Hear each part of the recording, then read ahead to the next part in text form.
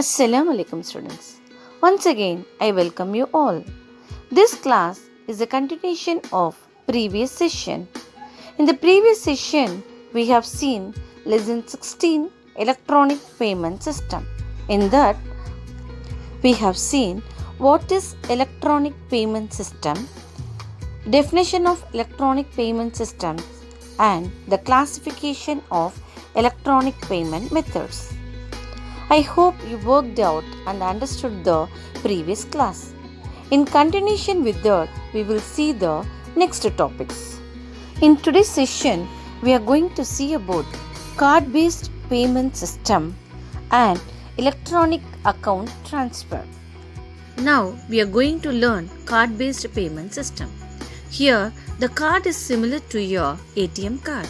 It is a simple plastic card, but it has more value, isn't it? Payment cards are plastic cards that enable cashless payments. They are simple embossed plastic card that authenticates the cardholder. More than 90% of online payments are card-based payments.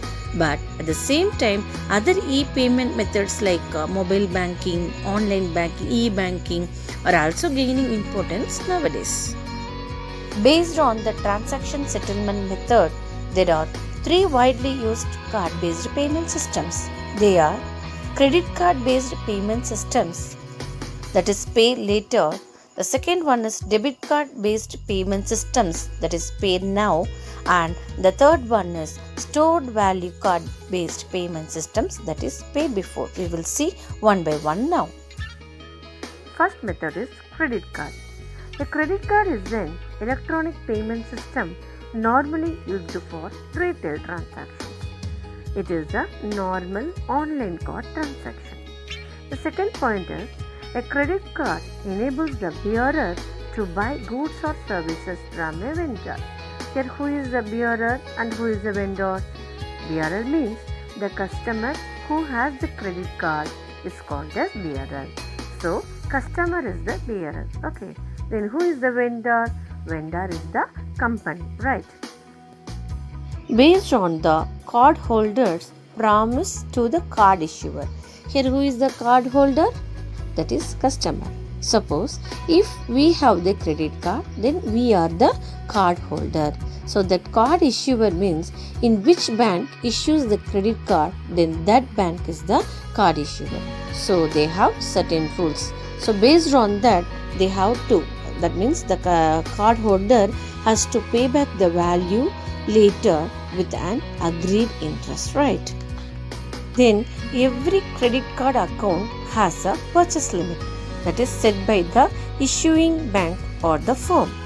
So each credit card has some purchase limit that is determined by the bank and it is based on the customers. So every credit card account has some purchase limit that is very important, that is set by the issuing bank or the firm. Firm means company through which you get the credit card, right?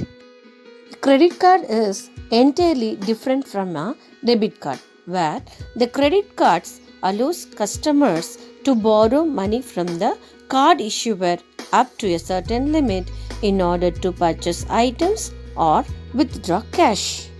The term credit card was first mentioned in 1887 in the science fiction novel Looking Backward by Edward Bellamy. The novel name is Looking Backward. So, it was first mentioned in the year 1887. But the modern credit cards concept was born in the USA in the year 1920s. So, that time the private companies started to issue cards to enable their customers to purchase goods on credit within their own premises. Own premises means within their store itself. Okay. Advantages of credit card. Most credit cards are accepted worldwide. Example, MasterCard, Visa card. So these are worldwide accepted cards. Okay. Then it is not necessary to pay physical money at the time of purchase. The customer gets an extra period to pay the purchase. So we need not to pay money at the time of purchase. If there is any emergencies, If we have credit card, we can use it. We need not to worry about physical cash. And later you can pay for the purchase. The bank will issue the credit card. Okay. The third point is, depending on the card, there is no need to pay annuity. Annuity means amount to be paid annually, which means yearly charges. But it depends on the bank. It differs from one bank to another. Next advantage is allows purchases over the internet in installments, like a easy monthly EMI, monthly installments. Using credit card, we can purchase and pay for it. Then a last advantage is some issuers allows round up the purchase price and pay the difference in cash to make the transaction easy. For example, cost of a product is 6,500. Okay, using card you can pay 6,000 and you can pay by cash the remaining amount of rupees 500. Some companies do accept this type of transaction also. So we can use credit card as well as the cash. So these are the advantages of credit card. Now let us see the key players in operations of credit card. This is very important 5 mark questions. There are 5 key players in the operation of credit card. First one is bearer. Bearer means customer. We are the customer, right? The holder of the credit card account who is responsible for the payment of invoices in full or a portion of the balance. The rest accrues interest and carried forward. For example, if we use credit card to purchase anything means we are the responsible for the payment of invoices. Either we can pay full amount or we can pay the portions of the amount. And the remaining amount we have to pay with interest, right? The second one is merchant. Merchant is the storekeeper or vendor who sell or providing service, receiving payment made by its customers through the credit card. In this picture, payer is the bearer and the payee is the merchant, right? Then the third one is acquirer, that is merchant's bank, right? Acquirer, that is merchant's bank, that is responsible for receiving payment on behalf of merchant, send authorization request to the issuing bank through the appropriate channels. And see the right side bottom corner, acquirer is the merchant's bank, that is shopkeeper's banks. Then you see the last point, that is issuer. Issuer is the bearer bank, okay, which means the accounts in customer's bank. Then the fourth one is credit card network. So the credit card network, it acts as the intermediate between the banks, that is acquirer bank and the issuer's bank. So the company responsible for communicating the transaction between the acquirer and the credit card issuer. These entities operate the networks that process credit card payments worldwide and levy interchange fees. Obviously, we have to pay some fees. Example of credit card networks are Visa, MasterCard and RuPay. So, in addition to credit cards and all that, they have some rewards plan also. So, if we purchase some amounts, they will give some rewards. So, you can also purchase using that rewards. This is just for promotion or advertisements. So, cardholder pays the merchant for a purchase with a credit card. Then the merchant sends the credit card details to the acquirer. Then the acquirer bank forwards the credit card details to the credit card network like RuPay, Visa, MasterCard and so on. Then the credit card network requests payment authorization from the issuing bank. So these are the key players in the operation of credit card. Okay, this is very important 5 mark question. Anatomy of a credit card, which means the structure of the credit card. All the credit cards and the debit cards will be in standard size. Okay, So all payment cards including debit card are usually plastic cards of a standard size, that is 85.60 millimeter width into 53.98 millimeter height. All the cards will be in the same size, okay, and it have rounded corners with a radius of 2.88 millimeter to 3.48 millimeter, and the thickness of the card must be 0.76 millimeter. So these standards dimensions are maintained universally in accordance with ISO, that is International Standard Organization. The number is given here. International Standard Organization number is given here. Okay. What are the details inside the credit card? Let us see now. First one is publisher. Emblem of the issuing bank along with the subcategory or scheme if any. So here the example is SBI card. We have the SBI emblem, right? The next one is credit card number. The modern credit card number has 16-digit unique identification number. So all the credit card has 16-digit unique identification number. In that, first digit of the credit card number is MII, that is Major Industry Identifier. It identifies the issuer category. For example, 1 for airlines and 4 for banks. For each industry, starting credit card number will differ. So here in this example we used SBI card, so starting bank card number is 4. The next 5 digits uniquely identifies the issuing organization. It may be a issuing bank or organization number. Then the first 6 digits, that is 1 plus 5, all the 6 digits together called as issuer identifier number, that is IIN, or bank identification number, that is BIN. Then the next 9 digits are the account number, particular person's account number. Then last digit is a check digit, that is based to the Loon algorithm. So it is a random number that is based on some algorithm. Here they have given a Loon algorithm. In the SBI card, the last digit is 1. It may be differs. Okay. So we have totally 16 digits numbers, unique identification numbers. The first digit refers the industry identifier. Then next 5 digits represents the issuing bank or organization number. Then first 6 digits represent bank identification number. Then next 9 digits represents the account number of particular person, and the last 1 digit represents the algorithm, that is the check digit. The third one is name of the card holder. It is visibly embossed on the front side, additionally stored on the magnetic stripe, right? Some cards like gift cards do not hold any name. This is the credit card, so the name will print here, right?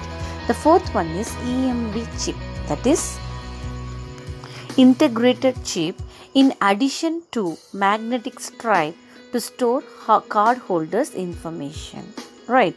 EMV stands for Europay, MasterCard, Visa. So we can shortly name as EMV. These 3 names correspond to the names of the companies which are responsible to develop this technology. It is categorized into chip and signature and chip and pin. Nowadays we are not using chip and signature, so they are using chip and pin only. Okay. Then fifth one is RFID symbol. Already this RFID we have learned in lesson 11, right? So it is a 4 curved lines radiating rightwards, similar to tilted Wi-Fi symbol. It is same like Wi-Fi symbol, but this 4 curved lines will be showed on rightwards. Okay, it indicates that it is a contactless smart card. What is the meaning of contactless smart card? Which means no need to swipe. If we bring this card nearer to the reader means it automatically reads it. Okay. Then the sixth one is expiration month and year, that is validity. Okay, validity of the card. It is visible on the front side, also stored on the magnetic stripe or chip. The card is valid until the last day of the month printed on it. So it will shows the year and also the last day of use, okay, which means the validity period. Then the seventh one is card brand logo. It is the name of the credit card network company. Here we are using Visa, okay, Visa company. So the name of the company will show here. So Visa and MasterCard are leading credit card network companies. RuPay is Indian domestic open loop card launched in 2012. So the seventh part shows the credit card network company's name. Then the eighth one is magnetic stripe. It is an iron-based magnetic material containing encrypted data about the cardholder and the account number. So this magnetic stripe, that black color magnetic stripe, right, it holds the details of cardholder and the account number. So these details are in encrypted form, so it is not easy to find the data because it is encrypted in human unreadable form. The ninth one is hologram. Hologram is a security feature that prevents duplication. So for avoiding duplication, we can use hologram. It is a three-dimensional image formed by interference of light beams. So hologram is nothing but 3D image. So we can move it on light, we can see the difference, right? So nowadays all the certificates are printed with holograms. And the 10th one is signature. It is cardholder's signature at the back of the card, used as an attempt to identify cardholder's identity. So for identification, we use this signature. It also holds the last 4 digits of card number. But nowadays they are not using signature, instead they are using PIN numbers for security purpose, right?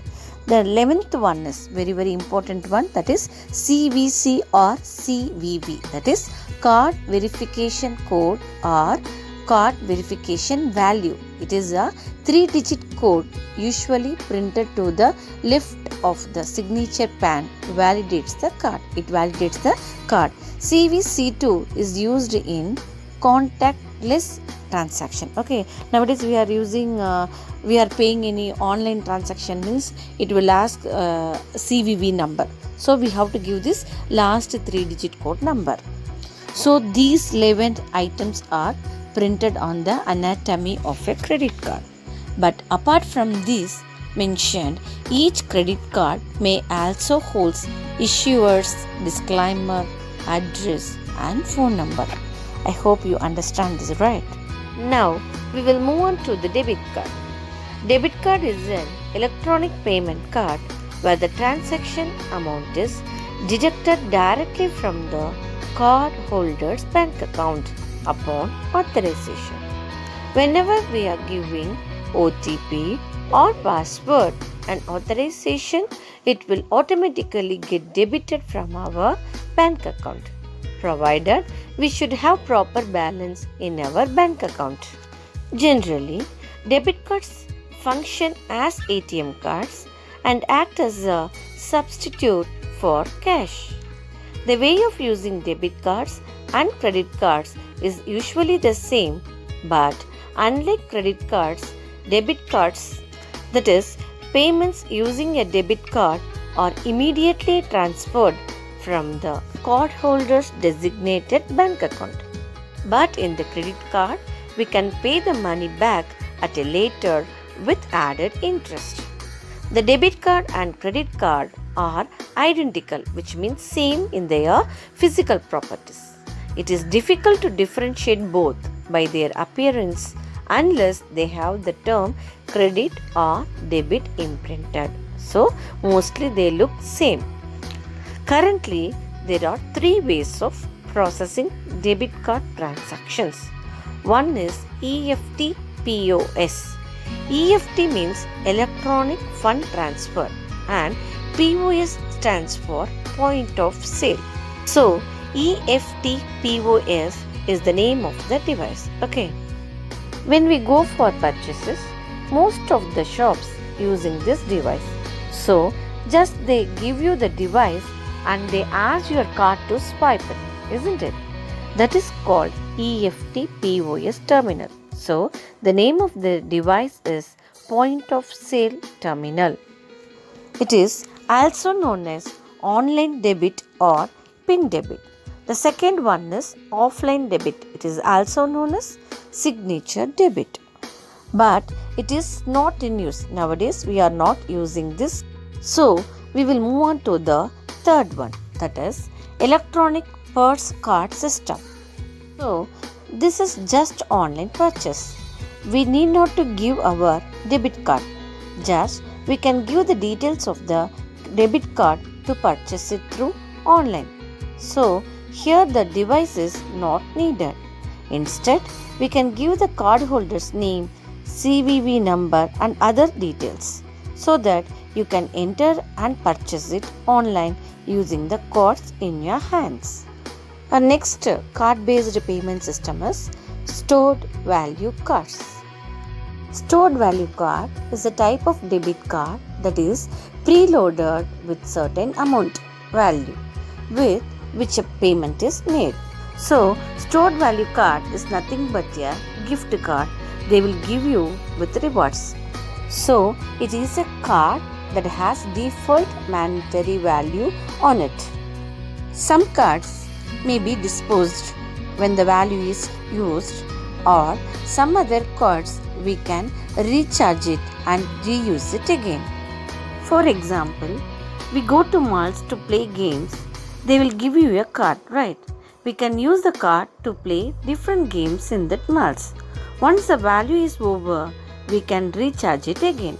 So, this type of card is called stored value card with recharge type. And also we have another type of stored value card, that is disposable card. For example, if we go to shops like Pothys or some other shop, supposing if we purchase more than 50,000 or something, they give reward cards or gift card with worth rupees 1000 or 2000. We have to purchase for that value in that shop itself. So this is called disposable stored value card. So these types of cards comes under stored value cards. Okay. The major advantage of stored value card is that customer don't need to have a bank account to get prepaid cards. Like a credit card or debit card, it is also a plastic card and has a magnetic stripe on its back. The magnetic stripe stores the monetary value of the card. So, stored value cards may not have the cardholder's name always. But credit card and debit card, the cardholder's name will be there. But stored value card may not have the cardholder's name. The appearance of the stored value card is same as the regular credit card or debit card. Stored value card is look like a credit card or debit card and also act like a credit card or debit card. It is used to make purchases offline and online in the same way as in the credit card or debit card. There are two varieties for stored value card. One is closed loop, that is single purpose, and another one is open loop, that is multi-purpose. First one is closed loop card. In closed loop cards, money is stored on the card in the form of binary coded data. Closed loop cards are issued by a specific merchant or merchant group and can only be used to make purchases from specific places only. So, if the card can be used only in that particular shop itself means then that is comes under closed loop card.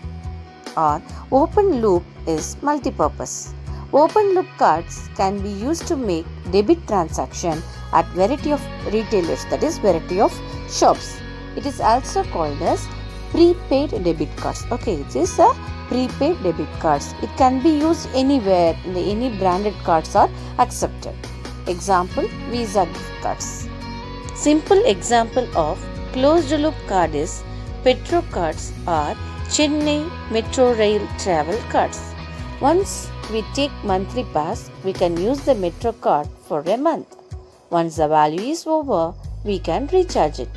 But this card can be used only in Chennai Metro Rail. That cannot be used for some other places. And another example is Petro cards. Once we purchase Petro card for worth rupees 5,000 or something, whenever we fill the petrol, we need not to give the cash. They automatically use the card and debit the amount. Once if the amount is exhausted, we can recharge the card and we can have it with us. Okay. So these are the two types of stored value card. One is closed loop card and another one is open loop card. In this session, we have seen credit cards, debit cards and stored value cards. So the second part of this lesson ends here. We will see the remaining topics in the next session. And today's assignment is compare and contrast the credit card and debit card. Submit your assignment on time. Thank you for watching this video. We will see you in the next video class. Assalamu alaikum.